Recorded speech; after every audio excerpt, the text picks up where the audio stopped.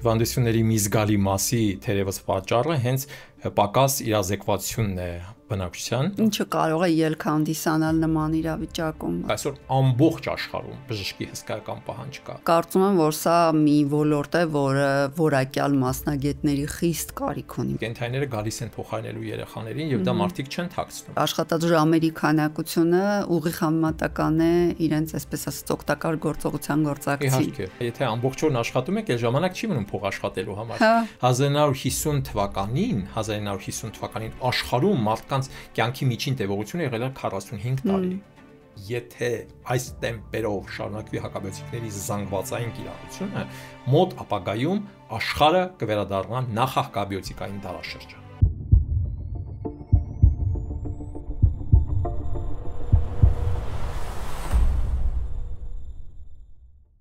Սիրելի բարեկամներ, հաղորդման գլխավոր գործընկերն է Կարդիոլաբ բժշկական կենտրոնը։ Կարդիոլաբը մասնագիտացված սիրտանոթային արտահիվանդանոցային խնամքով զբաղվող բժշկական կենտրոն է, որի նպատակն է ապահովել ամբողջական պացիենտակենտրոն խնամք սիրտանոթային խնդիրներ ունեցող բուժառուների համար։ Բոլոր մանրամասներին կարող եք ծանոթանալ նկարագրության բաժնում։ Շնորհակալություն։ Ողջույն սիրելի բարեկամներ։ Կրկին երեքշաբթի երեկո է եւ մենք ձեզ հետ ենք Կարդիոլաբով։ Ես Սրտաբան Տաթևիկ Հովակիմյանը եւ իմ այսօրվա հյուրը, ով շատ հետաքրքիր անձնավորություն է, բայց նախքան հյուրին ներկայացնելը, ուզում եմ ձեզ բոլորիդ շնորհակալություն հայտնել մեզ հետ լինելու համար։ Բարեկամներ, եթե հավանում եք այն, ինչ մենք անում ենք, ապա խնդրում եմ բաժանորդագրվել մեր ալիքին, սեղմել լայք կոճակը եւ հնարավորինս տարածել հաղորդումները։ Իսկ այսօրվա իմ հյուրը շատ երկար եւ հետաքրքրաշարժ ճանապարհ անցած բժիշկ է։ Այսօր զրուցելու ենք բժշկական գենետիկայի կենտրոնի ընտանեկան բժիշկ, թերապևտ գաստրոենտերոլոգ Երվան Դիվանի Մանուկյանի հետ։ Բժիշկը նաեւ Եվրոպայի բնական գիտությունների ակադեմիայի դոկտոր է եւ պատվավոր անդամ։ Ողջույն բժիշկ, շնորհակալություն, որ մեզ հետ եք այսօր։ Ես նույնպես շնորհակալ եմ։ Ինչպե՞ս եք։ Լավ, դուք ինչպես եք։ Ես էլ շատ լավ, հուսով եմ, որ ձեր բազմազբաղ առօրյան պացիենտներ, բազմազբաղ առօրյան չի խանգարել մեր հանդիպմանը եւ շատ շնորհակալ եմ, որ ժամանակ եք հատկացրել։ Շատ շնորհակալ գործ եք անում, շատ իրազեկել հանրությանը դա շատ կարեւոր է մեր պայմաններում, որովհետեւ հիվանդությունների մի զգալի մասի թերևս պատճառը հենց պակաս իրազեկվածությունն է բնակչության, որոնք չեն տիրապետում ինֆորմացիան եւ չգիտեն պարզապես ինչ անել։ Միանշանակ համաձայն եմ ձեզ հետ, այդ ոնց որ կարծես թե մենք մեր աշխատուժի մի կարևոր մասը, որ հիվանդությունների դեմ պայքարում պետք է ունենանք, դա պացիենտների ներուժն է։ Այո, եւ ինքնակրթումը։ Եվ այսպիսի պրոյեկտները շատ կարևոր նշանակություն ունեն հենց ինքնակրթման տեսանկյունից։ Շնորհակալ եմ շատ։ Եկեք զրույցը սկսենք ձեր անցած ճանապարհից։ Ես գիտեմ, որ շատ տարբեր, մի քիչ ինձ նման իմիջայլոց, ես էլ եմ այսպես տարբեր կրթություններ ստացել, ճանապարհ եք անցել, կուզեի որ պատմեք եւ մեր դիտորդները նույնպես տեղյակ լինեն։ Բժշկական ինստիտուտ ավարտել եմ 32 տարի առաջ 1993 թվականին։ Չէի ասի։ Այն ժամանակ դա թերևս միակն էր Հայաստանում, որը հետագայում վերանվանվեց Հերացու բժշկական համալսարան եւ շարունակում է մնալ լավագույնը իր տեսակի մեջ հայկական բժշկական կրթության համակարգում։ Մայրս էլ է եղել բժիշկ, ասեմ, վաստակաշատ բժիշկ է եղել եւ մայրս է դարձել իմ ներշնչանքի աղբյուրը, իմ ճիշտ կողմնորոշման, մասնագիտական կողմնորոշման հիմնական թերևս սկզբնաղբյուրը, որը դարձրեց ինձ բժիշկ։ Քանի տարեկան եք այդ որոշումը կայացրեցիք։ Շատ փոքր, որովհետեւ դեռևս 9 տարեկանից արդեն մայրս ինձ ստիպում էր մինչեւ անգամ, որ ես տանը կատարեի բժշկական մանիպուլյացիաներ սրսկել եւ թերևս առաջին փորձադաշտը հենց ինքն էր ծառայում որպես ներարկումներ անել, սրսկումներ եւ այլն, եւ դա մեծ ողջավորությամբ է ես անում, որովհետեւ ինքը ինձ քաջալերում էր եւ դա դարձավ այն մեկնարկը, որից հետո ես ընտրեցի այսպիսի մասնագիտություն եւ պետք է ասեմ, որ արդեն իհարկե բավականին փորձառություն, աշխատանքային ստաժ եւ ես չեմ փոշմանել, ոչ միայն չեմ փոշմանել իմ ընտրության մեջ, մենք յուրաքանչյուր 5 տարին մեկ մեր համակուրսեցիներով հավաքվում ենք նշելու մեր ավարտելու հոբելյանական տարին, բազմաթիվ իմ համակուրսեցիներ արդեն իսկ բժիշկներ չեն, փոխել են իրանց կողմնորոշումը մասնագիտական, ոմանք պարզապես չեն աշխատում եւ այդ հարցը հաճախ քննարկվում է, ինչ կանեք, եթե նորից անցնեիք ձեր կյանքի ճանապարհը եւ ես նորից վերահաստ հաստատում եմ, որ ես նորից կընտրեի բժշկի մասնագիտությունը։ Փաստորեն ձեր պարագայում դա առաքելությունն է, ոչ թե մասնագիտություն, կարող ենք այդպես ասել։ Հա, որովհետև բժշկությունը ինքը իմ տարերքն է եւ ես զգում եմ, թե դա ինչքան պահանջված է եւ ինչքան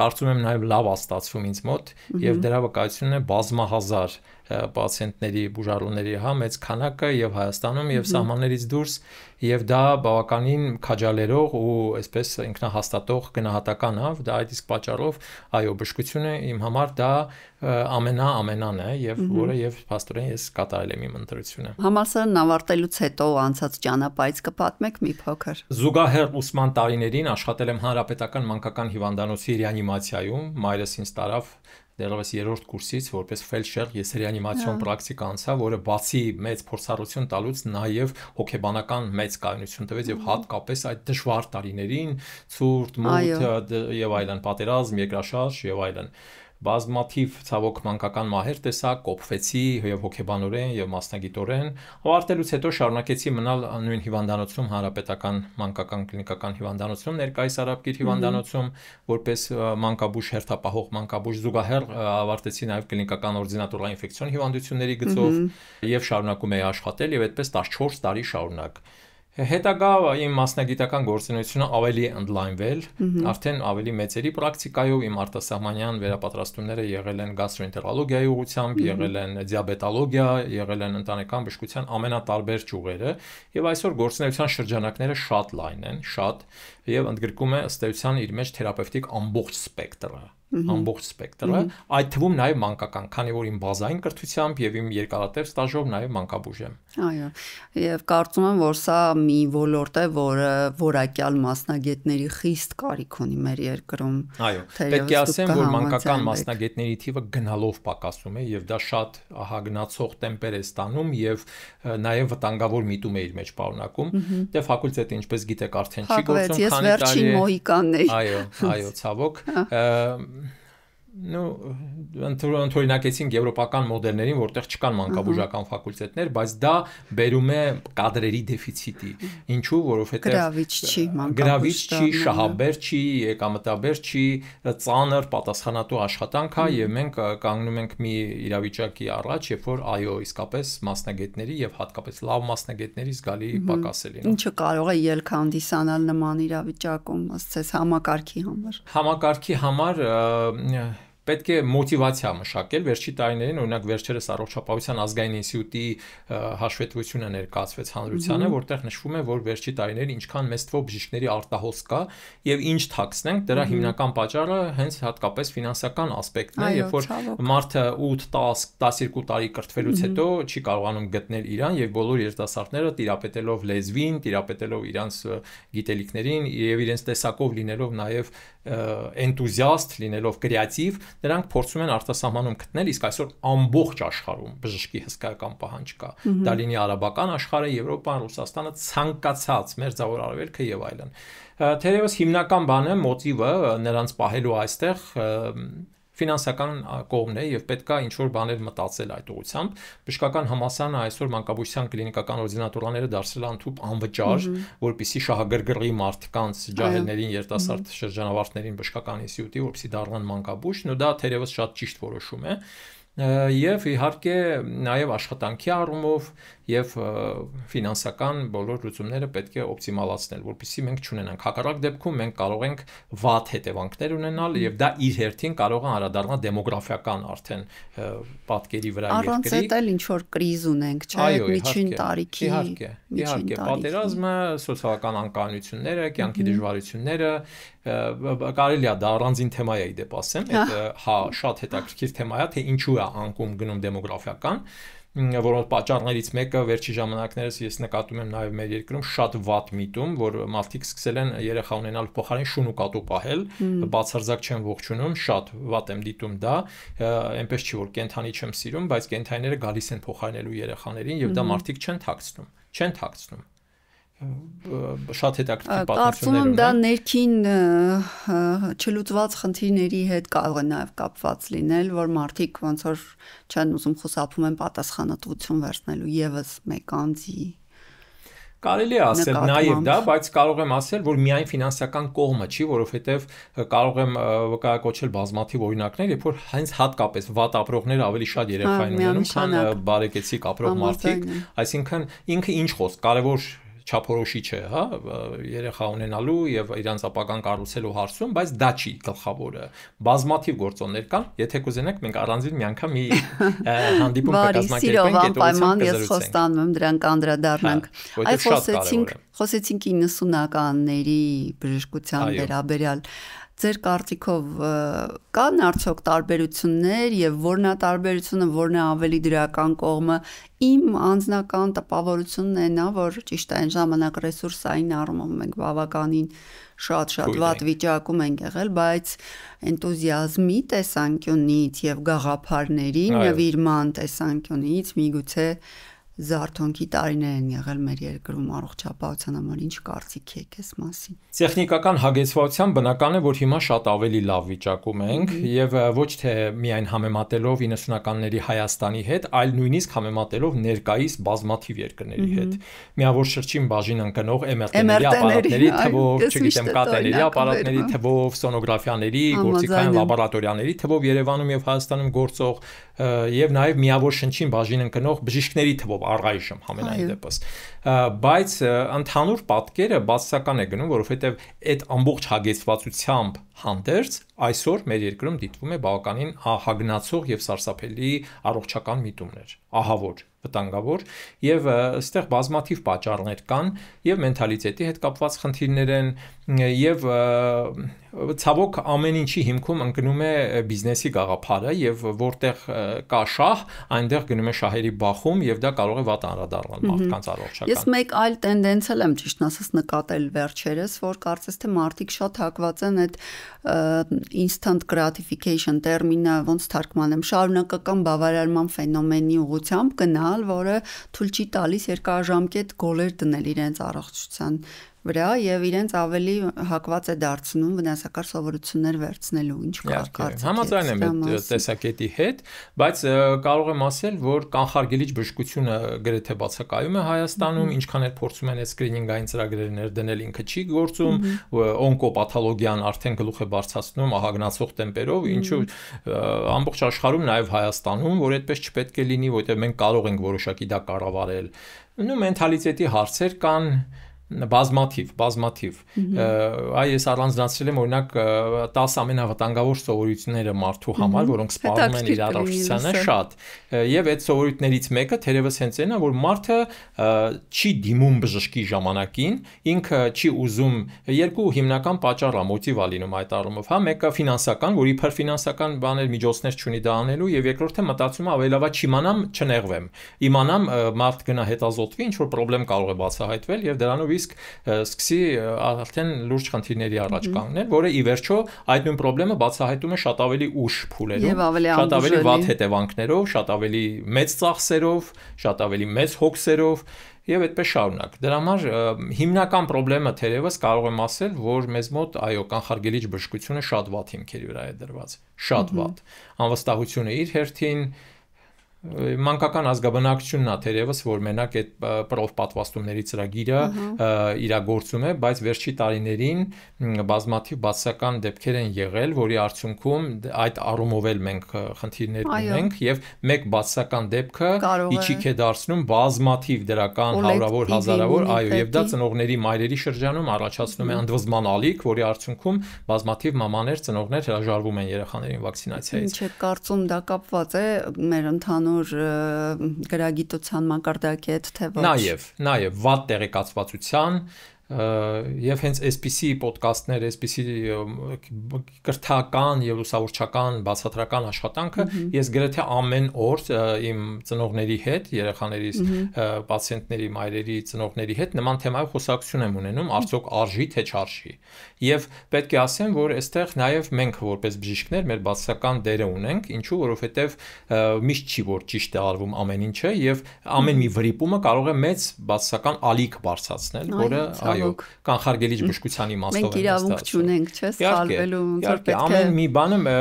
եւ բնակչության մեջ կա այսպիսի մի բան, որ բոլորը պլանի հետևից են ընկած, իսկ դա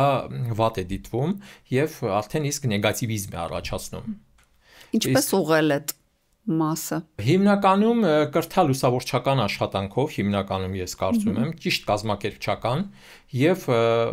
չընկնել այդպես ասած պլանների հետևից, որ բան լինի։ Ու իհարկե նաև որոշ ադմինիստրատիվ մեխանիզմներ կիրառելով հնարավոր չի։ Օրինակ Միացյալ Նահանգներում առանց վակցինացիայի ոչ մեկ նույնիսկ կազմակերպված որևէ կոլեկտիվ ցույց չեն տա։ Դպրոց չեն կարող, մանկապարտեզ, նախակրթարան չեն թույլ տա պարզապես։ Իսկ մեզ մոտ դա արվում է առանց բանի, բայց միայն այս մեխանիզմով չի, որ պետք է դա արվի։ Ծնողը ինքը պետք է գիտակցի դրա կարևորությունը։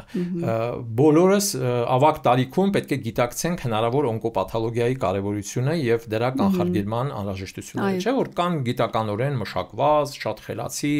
ապրոբացիա արված, փորձարկված, հաստատված ծրագրեր։ Ինչու՞ չիրագործել, երբ որ մենք հետո կարող ենք փաստի առաջ կանգնել։ Միանշանակ համաձայն եմ։ Որոնք են մնացած վատ սովորությունները։ Վատ սովորությունները ես կարող եմ կարդալ նույնիսկ, բայց շատ հետաքրքիր է։ Սիրով կլսեմ։ Ուրեմն մնացած վատ սովորությունները, որոնք անդրադառնում են մարդու առողջության վրա, տեսեք, ուրեմն իհարկե միշտ այդ հարցն է արծարծվում, ծխելու հարցը, առաջի տեղում թերևս ծխելն է, ալկոհոլի չարաշահումը, եթե ծխելը քննարկվում է միայն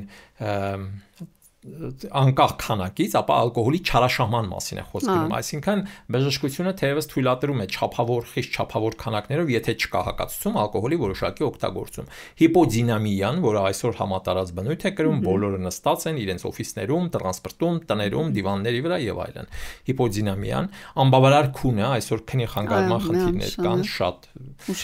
Գադջետների օգտագործումը վերջին միտումներից է, որ այսօր փոքր հասակից երեխաներին 1-2 տարեկանից մինչև շատ ավագ տարիքի մարդիկ գադջետների մեջ են անցկացնում իրենց օրվա ժամանակի մի զգալի մասը, որը շատ բացական հետևանք է ունենում։ Որն է այն թույլատրելի ժամանակը, որը ինդիվիդուալ է, բայց օրինակ ես իմ պացիենտներին որ խորհուրդ եմ տալիս, միշտ զգուշացնում եմ, որ միանվագ երեխաների մասին է խոսքը, միանվագ գադջետներում գտնվելու տևողությունը չպետք է գերազանցի 20 րոպե։ Միանվագ։ Եվ այդպես օրվա մեջ 2-3 անգամ։ Կան ծնողներ, որոնք արգելում են ընդհանրապես։ Դա էլ ճիշտ չի։ Դա էլ մյուս ծայրահեղությունն է։ Բայց ամեն ինչ չափ պետք է, դե պրոգրես է, դարը այնպեսին է, որ չեն կարող մենք վերացնել ի վերջո այդ գադջետները արգելել, բայց կա չափ, կա նորմա, որը պետք է պահպանել։ Գադջետների օգտագործումը, շատակերությունը, հակում վատ սննդի նկատմամբ, որը համատարած բնույթ է կրում, համատարած այդ փողոցային ուտելիքները, ֆասթ ֆուդերը, որոնք այսօր դարձել են մեր, ինչ ասեմ, մշտական ուղեկիցը եւ անընդհատ մարդիկ օգտվում են ջրի անբավարար օգտագործման քանակը, սա շատ վատ սովորություն է, որը իր բավականին վատ ազդեցություններն է ունենում մարդու առողջության վրա, բժշկական ստուգումների առհամարում, հենց սրա մասին է խոսքը։ Երբ որ մարդը կարա ժամանակին գնա, օրինակ Սովետ միության ժամանակ կար այդպիսի ծրագիր, չէ՞, երեխաներին տարին 2 անգամ էին ստուգում, մեծերին տարին 1 անգամ էին ստուգում, չեքափեր էին կատարում, այո, պրոզնումներ էին կատարում։ Հիմա ներդրված են ծրագրերը, բայց այնքան ֆիկտիվ, այնքան ոչ իրական եւ բան են գործում, երբ մանկավարժները պետք է գնան, ասենք, տարեկան չեքափերի, մի հատ օրինակ բերեմ, մի հատ շատ հետաքրքիր պատմություն իմ պացիենտները պատմեցին, ուրեմն ընկերուհիներ են, դպրոցում աշխատող 2 մանկավարժներ են, պետք է գնան չեքափ անցնելու, վերցնում են իրանց մեզը, մեկը վերցնում է, մյուսը ոչ, գնում են ճանապարհին, մեկը մոռացած, ասում է, բա գիտես, ասում է, ես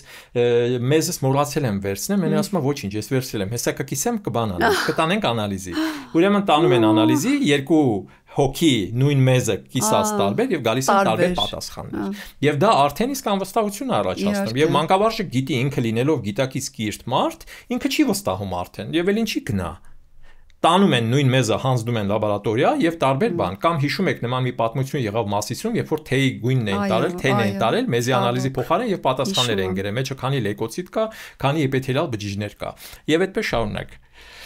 Ինքնաբուժությունը եւ դեղերի չարաշահումը մյուս շատ վտանգավոր սովորություններից մեկն է։ Այսօր դա էլ կարող է համատարած դրսևորումներ ունենալ։ Սննդային ռեժիմի խախտում եւ ուշ ժամի սնվել, 8 ժամի սնվելը մեր հայկական սովորույթների մեջ մեծ տեղ է զբաղեցնում, որը կործանարար է, ես հետո մի քիչ ավելի կմանրամասնեմ դրա մասին, իսկապես 8 ժամի սնվելը ինչպիսի բացասական հետևանքներ է ունենում, նպաստելով ճարպակալմանը, նպաստելով մետաբոլիկ համախտանիշի առաջացմանը, իհարկե անապահով սեքսը, հիմա սեքսուալ ազատությունների դար է եւ մեր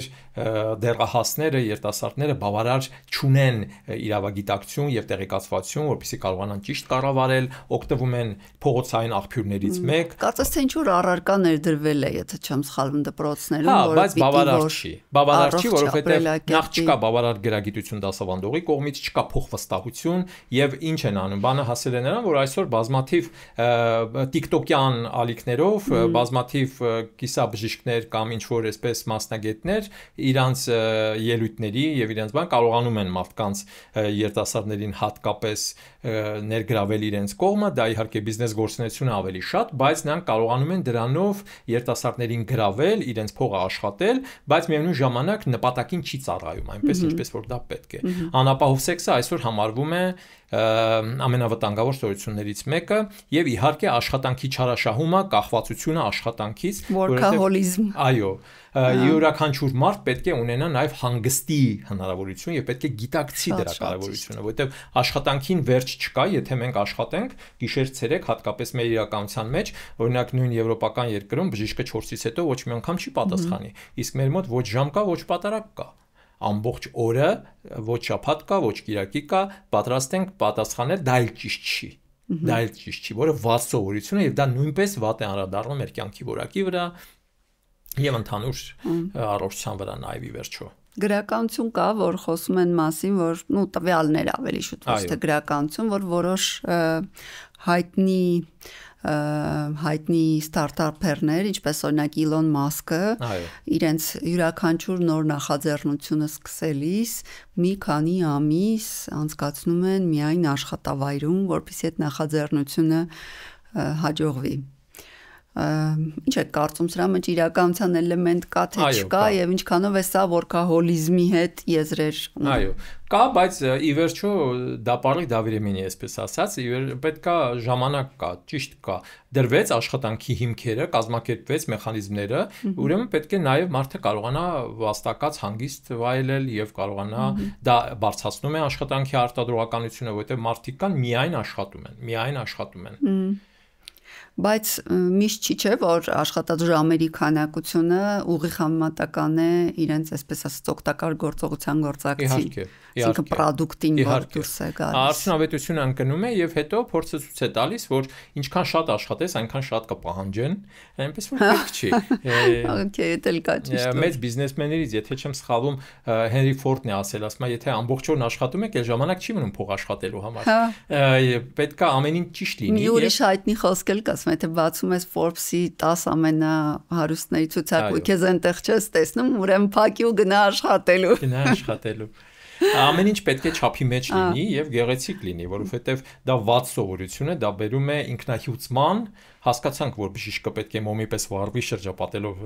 լուսավորելով շրջապատը, բայց ամեն ինչ պետք է լինի չափի մեջ, դա ճիշտ մոտեցում չի եւ ի վերջո վատ է անդրադառնում բժշկի նկատմամբ շրջապատի վերաբերմունքի վրա, այդ հասանելիությունը թող ներվի ասել եւ բազմաթիվ առումներով ինքը վատ է անդրադառնում կյանքի որակի վրա։ Միանշանակ համաձայնում չեմ, կարող չհամաձայնել ձեզ այդ առումով։ Որն է բժիշկ Երվանդ Մանուկյանի ամենատիպիկ պացիենտը։ Ինչ խնդրով են ձեզ ամենից հաճախ դիմում եւ ինչպիսի լուծումներ եք դուք դրանց տալիս։ Գործունեության բերումով այսօր ամենատարբեր բնույթի պրոֆիլի պացիենտների հետ եմ առնչվում, սկսած նորածնային հասակից մինչև հղիներ, բայց եթե տեսակային քանակական առումով վերլուծելու լինենք, վերջի ժամանակների հիմնական միտումը երևի թե այո ճարպակալման, հիպերտոնիկ հիվանդության, դիաբետի հետ առնչվող հիվանդներն են, որոնք որ հենց այսօրվա մեր խնդրու առարկան է, հա, մետաբոլիկ համախտանիշ, որոնք այսօր շատ մեծ թիվ են կազմում, շատ մեծ թիվ են կազմում եւ իրենք էլ բերում են։ Բնականաբար կան սեզոնային ինֆեկցիոն հիվանդություններ, պետք է ասեմ օրինակ որ վերջի տարիներին հիվանդության կառուցվածքը ամբողջ աշխարհում փոխվել է։ Եթե այսպիսի համեմատություններ անենք 1970 թվականին, տեսեք, աշխարհում հիվանդության եւ նաեւ հիվանդություններից մահացության կառուցվածքը ինչպիսին է եղել։ Գերակշռել են ինֆեկցիոն հիվանդությունները, այո, եղել են տուբերկուլոզ, եղել են մալարիա, եղել են պնևմոնիաներ, դիարեային հիվանդություններ, մենինգիտներ, որոնք եւ քանակապես են շատ եղել եւ մահվան հիմնական պատճառ են հանդիսացել։ 2000 թվականներին, մոտ 30 տարի հետո, հա, արդեն հաշվեկշիռը փոխվել է եւ այստեղ արդեն գերակշռող են դարձել սիրտանոթային հիվանդությունները, այո, օնկոպաթոլոգիան, դիաբետը եւ թոքերի քրոնիկ օբստրուկտիվ հիվանդությունը եւ թոքային քրոնիկ պաթոլոգիան եւ տարածվածությամբ եւ մահացության կառուցվածքում։ Եթե համատելու լինենք 25 թվականի հետ այս պահի դրությամբ, հա, այս միտումը նորից նույն ձևով պահպանվում է սիրտանոթային, օնկոպաթոլոգիա, դիաբետ եւ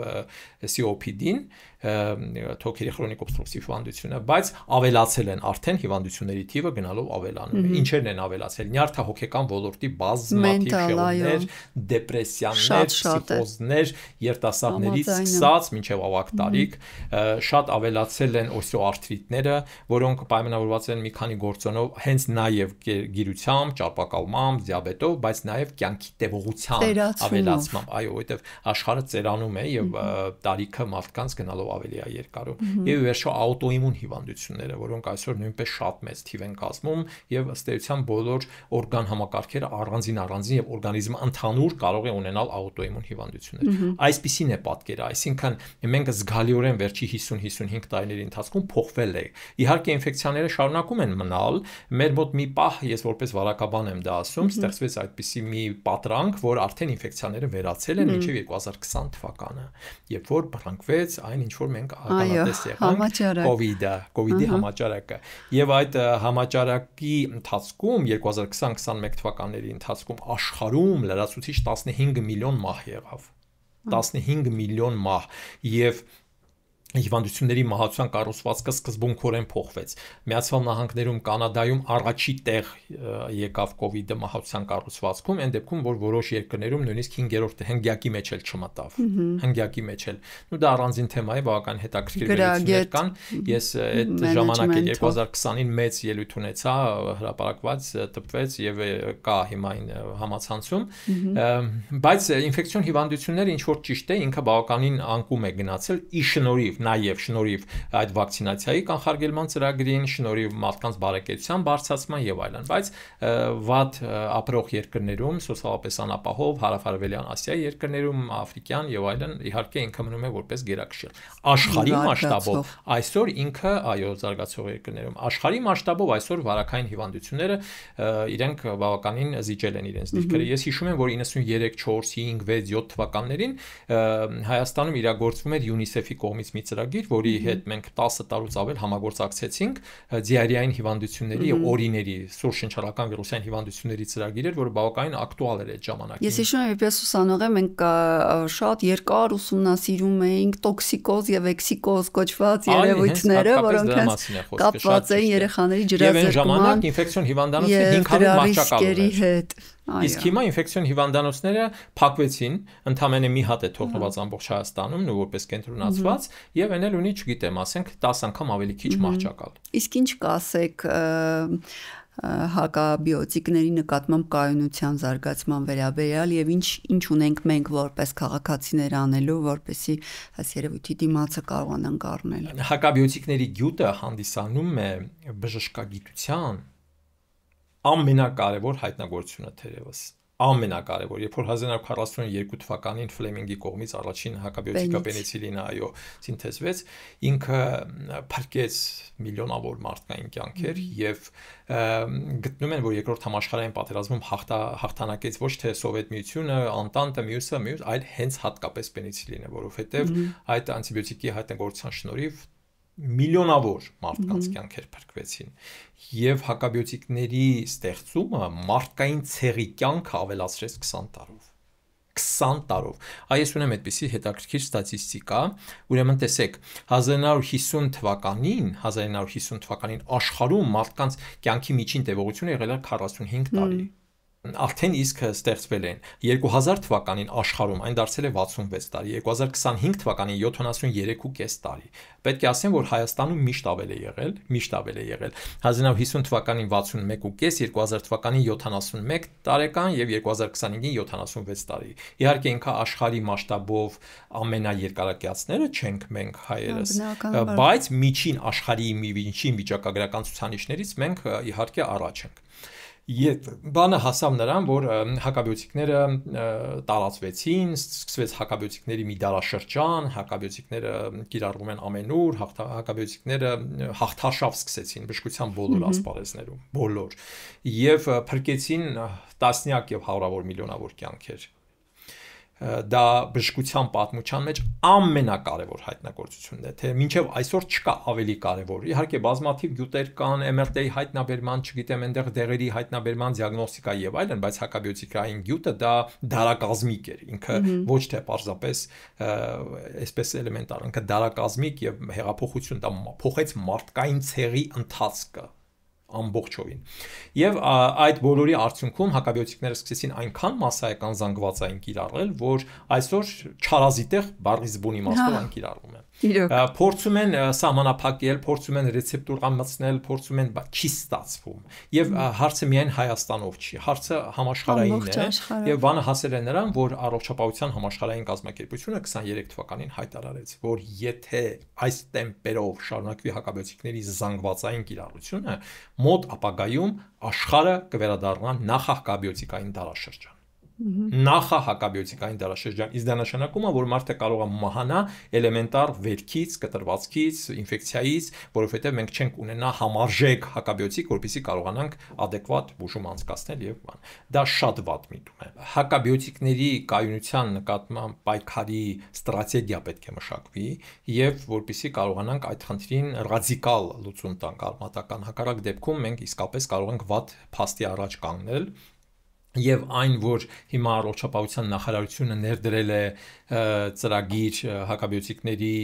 միայն դեղատոմսով բաց թողնվելու, դա բացարձակ հարցի լուծում չի, ճիշտ է, կարող է մի 5%, 7% արդյունավետություն ունենալ, ինչու, որովհետև մարդը ինքնակամ չի կարողանա իբր գնալ դեղատուն եւ գնել ցանկացած անտիբիոտիկ, բայց գիտեք հայկական իրականությունը ինչպիսին է, այդ համակարգը չի գործում եւ ի վերջո այստեղ հիմնական չարաշահումները գնում են հենց հատկապես բժիշկների կողմից։ Եթե ձեզ թվում է, որ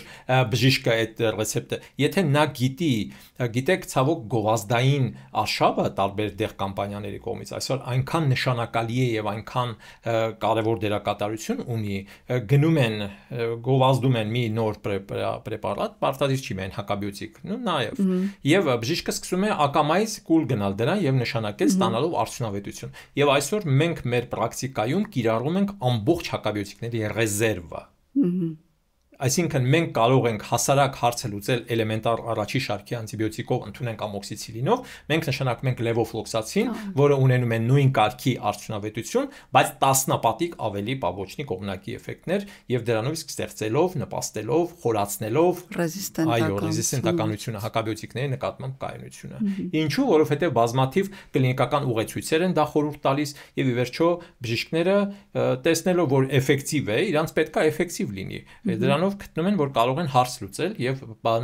ինչն է այստեղ բժիշկն էլ է գոհ, հիվանդն էլ է գոհ։ Հիվանդը չի գիտակցում։ Բացի գոհությունից կարծում բժիշկները մեկ այլ կարևոր հարցել են իրենց համար բավարարում, որը իրենց ապահովագրելն է, քանի որ եթե պացիենտը ունեցավ օրինակ հետվիրահատական վերքի բարդություն, միևնույն է բոլոր հարցադրումները ուղղվելու են բժշկին եւ համակարգը այս առումով չի պաշտպանում էլ։ Ամբուլատոր օղակը այսօր այն քանակի եւ այն որակի բժիշկների մասին է խոսքը, ոչ թե ոչ բժշկական հանրության, այնքան անտիբիոտիկներ է նշանակում ամբուլատոր օղակը, որ ռեանիմացիայում մենք այլևս չունենք անելիք։ Չկա ռեզերվ, որ կարողանանք ռեանիմացիայում գտնվող ծանր հիվանդին մենք օգնենք, որովհետև այն ամբողջ ռեզերվը հանված է ջրի երես եւ ես մի հատ այսպեսի հայմատություն եմ անում, օրինակ հիմա այսօր մայիսի 13-ն է եւ միջին եղանակային բան է, հա, մենք հագնում ենք թեթև բաճկոն կամ ասենք պիջակ, որպեսզի կարողանանք տաքանալ, բայց մենք նույն էֆեկտը տաքության կարող ենք ստանալ շուբայով։ Ինչի շուբա չենք հագնում, եկեք հագնենք։ Մենք էլի կտականանք։ Միանշանակ։ Այ հիմա իրանք բժիշկների կողմից ոչ թե ինքնական պացիենտներն են դառնում, այլ բժիշկները մարդկանց մայիսի 13-ին շուբա են հագցնում, որ նրանք տաքանան։ Սիրելի բժիշկներ, մի հագցրեք շուբաները մարդկանց մայիսի 13-ին, քանի որ թեթև բաճկոնը կամ պիջակը կարող է բավարարել այդ հարցը ամբողջությամբ։ Եվ այստեղ բժիշկների կրթության հարցն է, եւ բժշկական ծրագրերի, այդ կլինիկական ուղեցույցերի հարցն է։ Հետեւաբար իրենք, որ ակնկալում են առողջապահության նախարարությունը, ապավինում է բժիշկներին, որ բժիշկը ռեցեպտ գրելով կկարողանանք դեմ առնել անտիբիոտիկների, չկա նման բան, որովհետև սխալների մեծ մասը հենց հատկապես բժիշկներն են կատարում։ Մեծ մասը էլեմենտար բրոնխիտը կամ թեթև ասենք որևէ բորբոքային բան, որ կարող են բուժել շարքային անտիբիոտիկով, բուժվում է հզոր անտիբիոտիկով, կամ վիրուսային հիվանդությունները, որ ընդհանրապես անտիբիոտիկ չեն պահանջում, բուժվում են բավականին հզոր անտիբիոտիկներով։ Եվ ցավալին նա է, որ ի ուրախություն նաև մեզ, որ արդյունք է լինում դրական, բոլորը գոհ են, պացիենտը գոհ է, ծնողը գոհ է, բժիշկը գոհ է, բոլորը գոհ է։ Էլ ինչ խնդիր։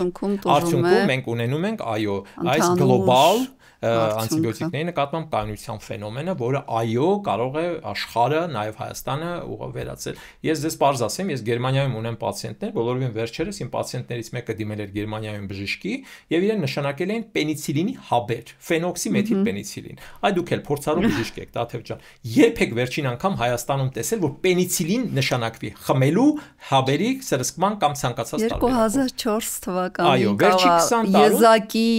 ռևմատիզմի այո ինչ-որ դեպք հիշեմ այդպես ոչ չկա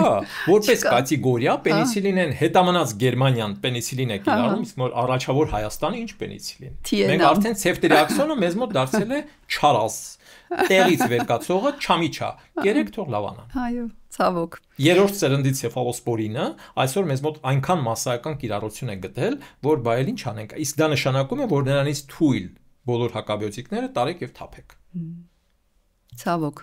վերադառնալով մետաբոլիկ սինդրոմին ուզում եմ մի հետաքրքիր հարց տալ ձեզ որպես փորձառու բժշկի ինչպես եք դուք աշխատում պացիենտների հետ իրենց վարքագծերը փոփոխելու ուղղությամբ ենթադրենք ծխելը թողնելու կամ քաշը նվազեցնելու կամ դեղորայքի նկատմամբ հակվածությունը բարելավելու ճանապարհին որոնք են այն լայֆ խակերը այսպես ասած որ բժիշկ Երվանդ Մանուկյանն օգտագործում է իր պացիենտների հետ։ Ասեմ ձեզ, ես խորապես համոզված եմ, որ ցանկացած հիվանդության բուժման հիմքում պետք է լինի նաև պսիխիկ, հոգեհուզական ասպեկտով հարցին նայելը եւ վերլուծելը։ Առանց դրա չի ստացվի։ Նշանակություն չունի դա հիպերտոնիա է, խոլանգեխոլիցիստիտ է, լեարդի լեղապարկի բորբոքում է ուղիների մետաբոլիկ համախտանիշ է, ճարպակալում է թե ինչ է։ Եվ եթե մենք չկարողանանք մարդու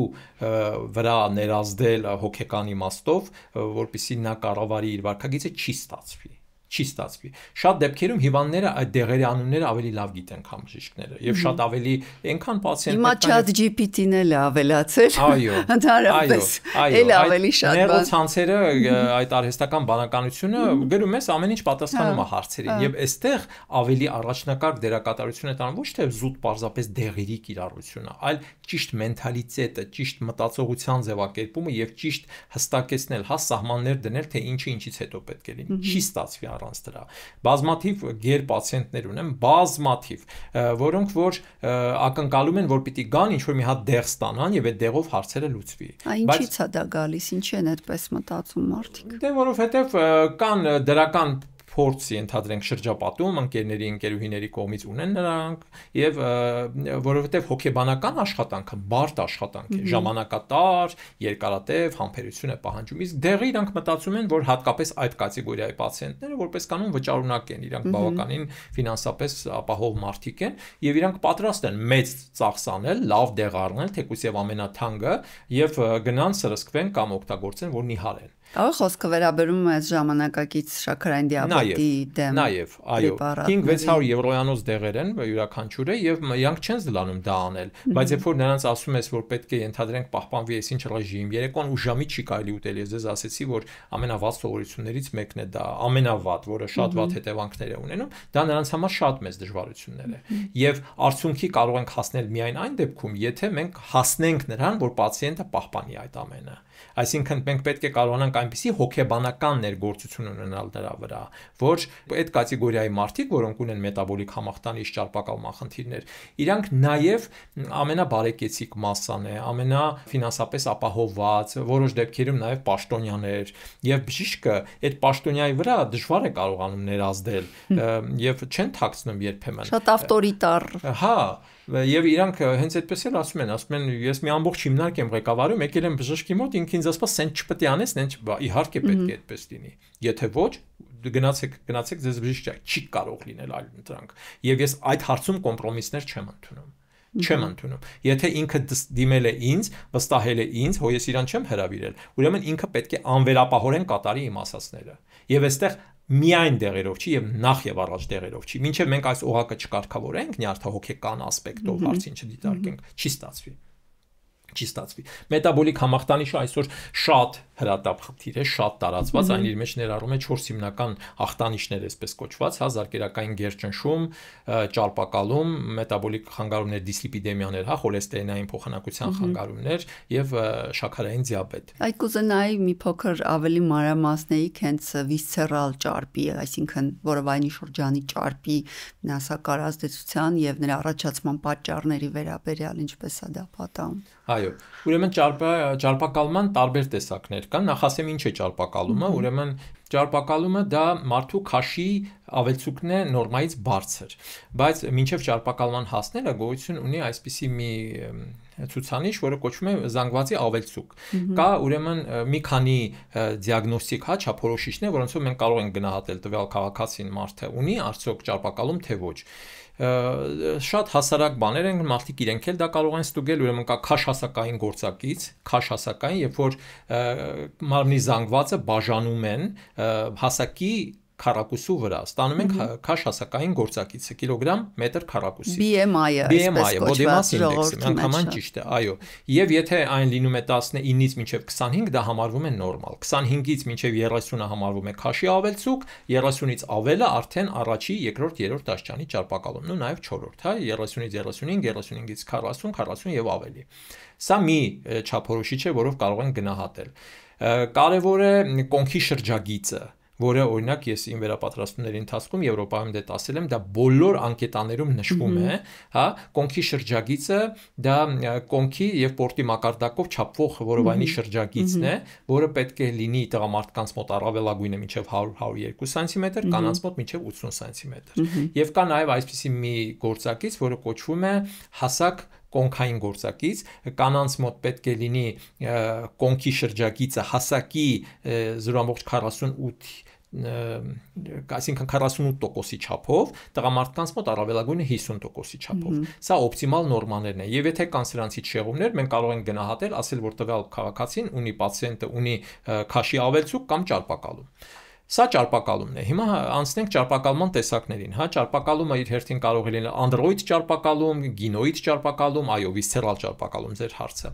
Վիսցերալ ճարպակալումը դա որովայնի խոռոչում կուտակված ճարպի կուտակումն է, շատ հետաքրքիր, կամ այսպես ասած խնձորի տիպի ճարպակալումն է։ Կա այսպիսի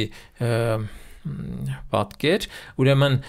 որը շատ վտանգավոր է, ինչու, որովհետև ենթամաշկային ճարպը այսպիսի բան կա, խնդրեմ։ Սա անդրոիդ տիպի ճարպակալումն է, երբ որ ճարպը կուտակվում է որովայնի խոռոչում, այն հանդես է գալիս որպես էնդոկրին օրգան, հա, արտադրում է հորմոններ, որոնք շատ բացասական ազդեցություն են թողնում։ Էստրոգեններ։ Նաև էստրոգեններ, արտադրում է լեպտին, այո, ճարպը արտադրում է նաև բորբոքային մեդիատորներ, ցիտոկիններ, արտադրում է ալֆա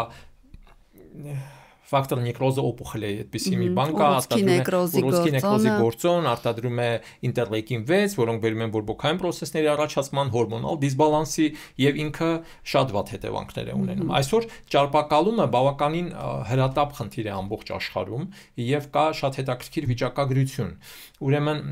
համեմատություններ կան 1990 եւ 2023 թվականների միջեւ, 1990 թվականին աշխարհի բնակչության 5%-ը ունեցել է ճարպակալում։ 2023 թվականին դա դարձել է 12%։ Եթե մենք գումարենք դրան նաև, որ աշխարհի բնակչության թիվն է զգալիորեն աճել, այսինքն մենք ունենք եւ տեսակարար կշիռն է աճել ազգաբնակչության մեջ ճարպակալած պացիենտների եւ նաև քանակապես են աճել եւ այսօր ճարպակալած մարդկանց թիվը 1 միլիարդից անցնում է։ Սա դեռ չարյաց փոքրագույնն է եւ ցավալին նա է, սա չափահաս ազգաբնակչության մասին է խոսքը, որ երեխաների եւ դեռահասների շրջանում աճի միտումը, աճի տեմպը 4 անգամ ավելին է, քան մեծահասակների շրջանում։ Եվ 2023 թվականին աշխարհում գրանցվել է 5-ից մինչև 15 տարեկան 160 միլիոն ճարպակալում ունեցող, կրկնում եմ, ճարպակալում, ոչ թե քաշի ավելցուկ ունեցող դեռահասներ եւ երեխաներ, որը կործանարար է։ Եվ մենք այսօր ունենք այսպիսի պատկեր մեծ թվով ճարպակալած երեխաներ, այո, ճարպակալած երեխաներ, որոնք որ շատ վատ հետևանքներ են ունենում երեխայի առողջության վրա, նու այստեղ կա նաև բազմաթիվ այլ ուղեկցող խնդիրներ, որ կարող են լինել, հա, բայց ճարպակալումը այսօր համարվում է դարի հիվանդություն եւ դրա բազմաթիվ պատճառներ կան։ Քիչ առաջ ես թվարկեցի վնասակար հիմնական սովորությունները՝ սննդի չարաշահում, ուժամի սնվել, հիպոդինամիա, ֆաստ ֆուդեր, անորակ սնունդ, այս բոլորը մենթալ բազմաթիվ։ Այո, հիպոդինամիային նպաստող գործոն է հենց գadgetների եկատեղ օգտագործումը, որոնք բերում են ճարպակալման եւ ինքը շատ վատ հետևանքներ է ունենում։ Ընդհանրապես մարդը ծնվել է վազելու, լողալու, իհարկե, եւ կա նաև համար եւ այս անբնական վիճակը բնականաբար չէր կարող ինչ-ինչ առողջական բարդությունների չհանդիսել։ Ճարպակալումը հանդիսանում է մետաբոլիկ համախտանիշի հիմնական առանցքային օղակներից մեկը եւ տեսեք թե ճարպակալումը ինչպիսի վատ հետևանքներ է ունենում մարդու առողջության վրա։ Եթե այսպիսի միտումները պահպանվեն, առողջապահության համաշխարհային կազմակերպության վերլուծությունն է եւ պրոգնոզներն են 2035 թվականին աշխարհի չափահաս ազգաբնակչության 51% կունենա ճարպակալում, այսօր այդ թիվը 43% է։ Կունենա եւ յուրաքանչյուր 4-րդ մարդ կունենա քաշի ավելցուկ։ Այսօրվա 7-ի փոխարեն 2035 թվականին 2020-ի համեմատ մինչև 18 տարեկան տղաների ճարպակալումը կաճի 100%-ով, իսկ աղջիկներինը կաճի 125%-ով։ Ցավոք այսօր մեր հայկական իրականության մեջ մեր մենթալիտետը, այսպես արևելյան մենթալիտետը, թույլ է տալիս, որ ճարպակալումը դիտվի այսպես առավելություն եւ կա նման մի այսպես դարձվածք են ասում, это у вас дефект, а у нас эффект։ Կա տենց մի բան, որ ասում են, որ գիրությունը դա բարեկեցության խորհրդանիշ է, հա, եւ ինքը ուրեմն լավ ապրող մարդ է, բայց դա իր մեջ պարունակում է բազմաթիվ ռիսկեր, բազմաթիվ հիվանդությունների առաջացման։ Տեսեք, ճարպակալումը հանդիսանում է 15 տեսակի քաղցկեղի եւ 200-ից ավելի առողջական խնդիրների պատճառ։ Ես կարող եմ թվարկել մի շարք հիվանդություններ, եթե մեր ժամանակը ներում է, տեսեք ինչքան հիվանդություններ, գաստրոէզոֆագալ ռեֆլյուքս, ուրեմն սիրտ-անոթային հիվանդությունները աճում են 5 անգամ ճարպակալած մարդկանց մոտ։ 5 դուք կարդիոլոգ եք, 5 անգամ 400%-ով ճարպակալած հիվանդների մոտ մեծ է սիրտ-անոթային հիվանդությունների ուրեմն տարածվածությունը։ Շաքարային դիաբետ, դիսլիպիդեմիաներ, գիշերային ապնոեներ քնում, որը այսօր էլի մեծ տեսակարար կշիռ է կազմում, սիրտ-անոթային հիվանդություններ, կորոնար աթերոսկլերոզ, սրտի իշեմիկ հիվանդություններ, սրտային անբավարարություն, արիթմիաներ, նախասրտերի ֆիբրիլյացիա եւ այլն։ Երիկամների քրոնիկ հիվանդություններ, հիպոթիրեոիդիզմ, տեստոստերոնի խտության անկում եւ դա բերում է էրեկցիլ դիսֆունկցիաների։ Ես այսօր ունեմ բազմաթիվ երիտասարդ տղաներ 24, 25, 26, 28 տարեկան, որոնք արդեն իսկ ունեն էրեկցիլ դիսֆունկցիաներ։ Սննդով է դա պայմանավորված։ Նաեւ ճարպային գործոնով, որը բերում է հորմոնալ դիսբալանսի, նույն ծխելը նույնպես նպաստող գործոն է, ինչ խոսք, որտեղ ծուխը ծխելը հանդիսանում է անոթային թույն, եւ մենք ծխելու վերաբերյալ առանձին կարող ենք մի քանի բան ես դες ասեմ, շատ հետաքրքիր, ձվարանների պոլիկիստոզի համախտանիշ եւ հատկապես հետմենոպաուզալ շրջանի կանանց մոտ շատանում է լյարդի ճարպային հիվանդությունը։ Տեսեք, ճարպակալումը մեծացնում է 15 տեսակի քաղցկեղի առաջացման ռիսկը, այդ թվում կրծքագեղձի քաղցկեղի 40%-ով, հատկապես հետմենոպաուզալ տարիքի կանանց մոտ, հաստ աղիքի քաղցկեղի 30-ից 70%-ով, հատկապես տղամարդկանց մոտ, արգանդի էնդոմետրիումի քաղցկեղի 40-ից 100%-ով, հատկապես հետմենոպաուզալ տարիքի կանանց մոտ, կերակրափողի ադենոկարցինոմի կարցինոմա, որովհետև մեր պոպուլյացիայում հայկական շատ կան գաստրոէզոֆագալ ռեֆլուքս հիվանդություն ունեցողներ, հա, գաստրիտներ, էզոֆագիտներ եւ այլն, եւ սրանց ժամանակ մարդկանց մոտ ճարպակալմանները հավանականությունը եւ նրանից բարդությունների ադենոկարցինոմայի կերակրափողի չարակորոցների առաջացման հավանականությունը կրկնապատկվում է հասնելով մինչև 80-100%-ի։ Երիկամների քաղցկեղը 20-ից 50%-ով, լյարդի քաղցկեղը 50-ից 100%-ով, ենթաստամոքսային գեղձի քաղցկեղը 20-ից 50, զվարանների քաղցկեղը, այսինքն ճարպակալումը դա ոչ միայն էֆեկտ չի եւ ոչ միայն դեֆեկտ չի, այլ ինքը ահավոր մի բան է, պոտենցիալ ռիսկեր կատալիզատոր է։ Այո, ինքը պոտենցում է, ինքը խթանում է բազմաթիվ հիվանդությունների, մահացու հիվանդություն։ Եվ մարդիկ չեն մահանում ճարպակալումից։ Մահվան հիմնական պատճառը սիրտանոթային հերևս հիվանդություններն են։ Եվ ինչու՞ չէ նաև քաղցկեղը, սա հավաստի ինֆորմացիա է, աշխարհի մասշտաբով վերլուծություններ կան, թե գիրությունը եւ ճարպակալումը ինչպիսի կործանարար հետևանքներ կարող են ունենալ։ Ինչպիսի նա բերում է նաև զարկերակային գերճնշման, այս զարկերակային գերճնշումը մետաբոլիկ համախտանիշի օղակներից մեկն է եւ մարդիկ չեն գիտակցում դրա կարեւորությունը։ Ինչու? Որովհետեւ մարդիկ ասում են ես ինձ լավ եմ Իմ նորմալն է, չէ՞, այդպես են ասում։ Գիտեք, մենք պետք է ի վերջո մարդիկ հասկանան, որ գոյություն ունի երկու ստանդարտ, հա, դա այսպես ասած աշխատանքային նորման է, որը որ պացիենտի ինքնաբավարարման եւ ինքնազգացողության գնահատականն է տալիս, հա, եւ կա նաեւ գիտական նորմա, այսպես ասած, բժշկական նորմա, ինձ որպես բժիշկ աշխատանքային իրանց նորման բացարձակ հետաքրքիր չի, ինչու, որովհետեւ դա իրան է պետք, որ ինքը լավը զգա։ Եվ ես պացիենտներին բացատրում եմ, դուք լավ եք զգում, ենթադրենք 160 ճնշման տակ, մարդկա 200 ճնշման տակ էլ է լավ զգում։ Ինսուլտը խփում է, տեղում մնում է։ Այսինքն նրանով, որ դուք ձեզ լավ եք զգում, դա բացարձակ չափորոշիչ չի բուժում չանցկացնելու կամ անցկացնելու համար։ Մենք ունենք օբյեկտիվ թվեր, ինձ որպես բժիշկ պետք է որպեսզի ձեր օբյեկտիվ թվերը լինեն նորմայի սահմաններում։ Այդ լավ զգալը դա ձեզ է պետք։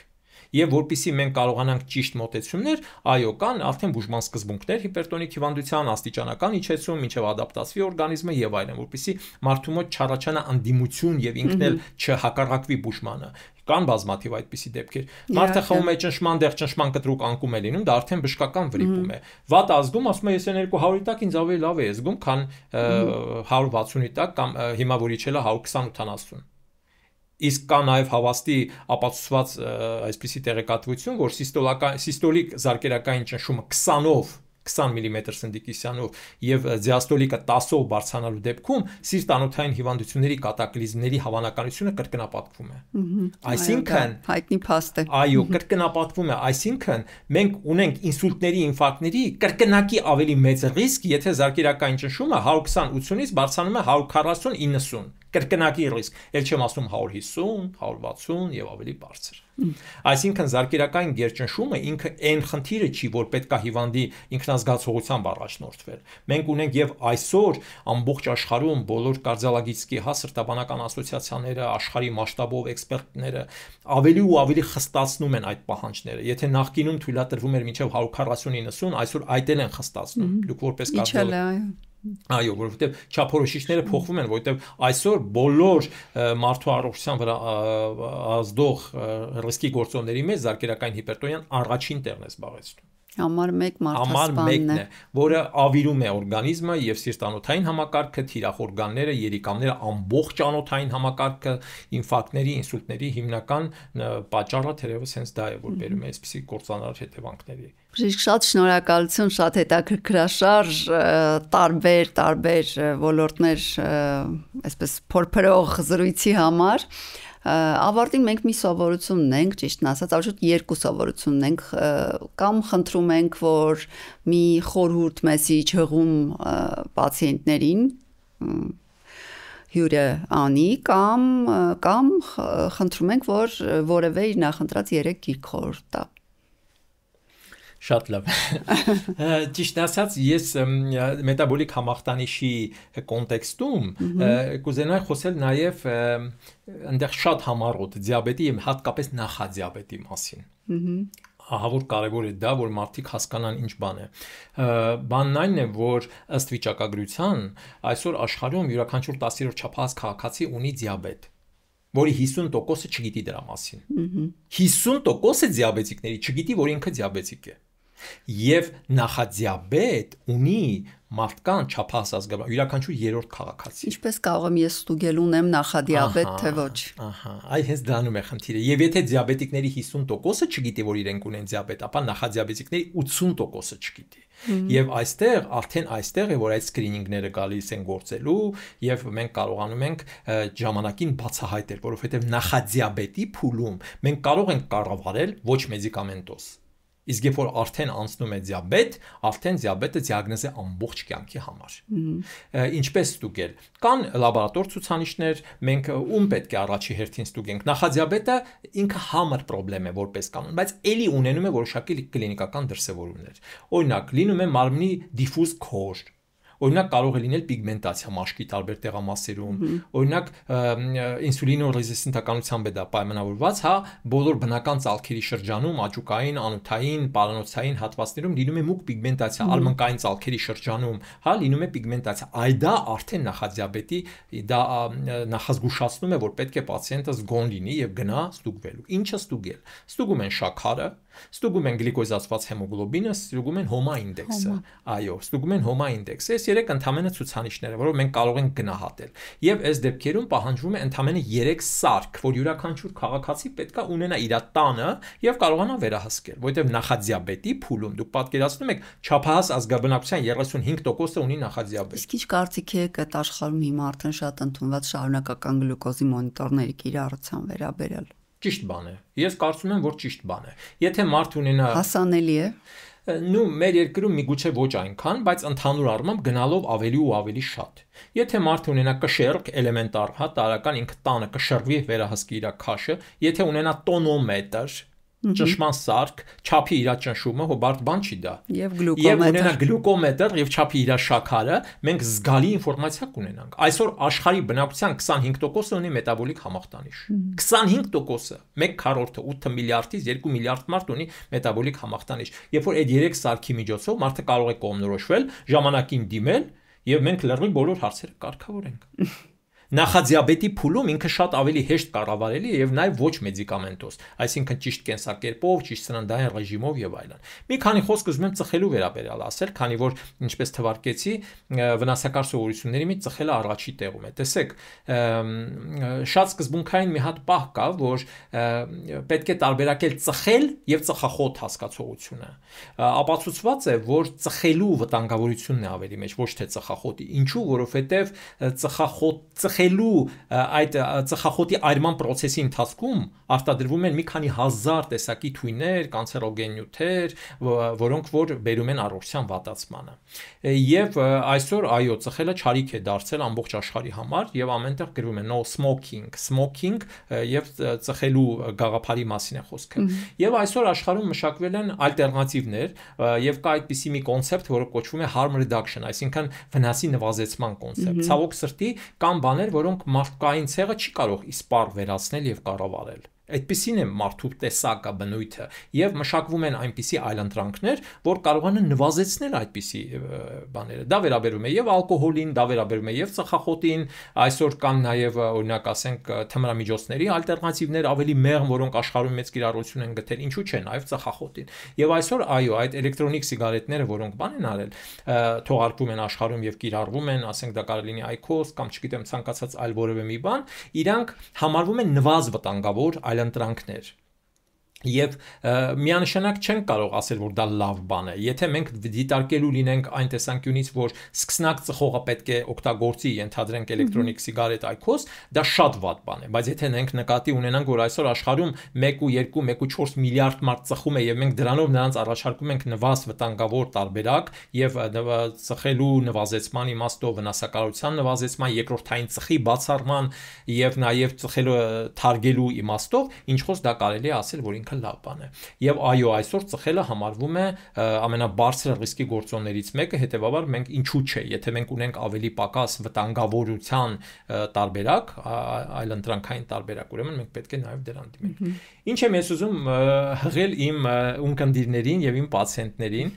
Գիտեք, ամենակարևոր բանը լսել օրգանիզմի ներքին ձայնը։ Յուրաքանչյուր մարդ իր օրգանիզմը գիտի ամենալավը։ Ամենալավը, նույնիսկ ամենագիտակ, ամենափորձառու բժիշկը չի կարող իմ օրգանիզմը իմանալ այնպես, ինչպես ես։ Դուք ձերը այնպես եւ ինչպես դուք ձերը եւ յուրաքանչյուր քաղաքացի պետք է լսել, պետք է լինել տեղեկացված, պետք է լինել գիտակ եւ պետք է ինֆորմացիայի միջոցները թույլ են տալիս այսօր այդ արհեստական բանականության միջոցները, ինտերնետային տարբեր գործիքներ կան, որոնցով կարող ենք մենք ժամանակին ճիշտ տեղեկատվություն ստանալ եւ իհարկե թվարկեցի ես որ ինքնաբուժությամբ չզբաղվել, որտեղ ինքնաբուժությունը վատսովորույթների առաջի տասնյակի մեջ էր մտնում։ Այո, դիմել կոմպետենտ մասնագետ բժշկի, ստանալ համապատասխան խորհրդատվություն եւ բուժումներ։ Ցանկության դեպքում, համատեղ աշխատանքի դեպքում, ժամանակին անելու դեպքում ես հավատացնում եմ, որ խնդիրների 90 եւ ավելի տոկոսը հնարավոր է վերականգնել ու կառավարել։ Քրոնիկական հիվանդությունների դարաշրջանում Այո, հենց հատկապես քրոնիկ հիվանդությունների մասին է նաև խոսքը։ Այնպես որ առողջություն եմ մաղթում բոլորին, բայց մեր առողջությունը մեր ձեռքերում է։ Բաներ կան, որ մենք չենք կարող փոխել էկոլոգիան, փոխել շրջապատող իրականությունը, բայց այնինչ որ մենք կարող ենք անել, մենք պետք է անենք։ Շնորհակալություն բժիշկ։ Բարեկամներ, ձեզ հետ կրկին եթերում Կարդիոլաբն էր եւ ես Սրտաբան Տաթևիկ Հովակիմյանը։ Կհանդիպենք, երբ հանդիպենք։ Ցտեսություն։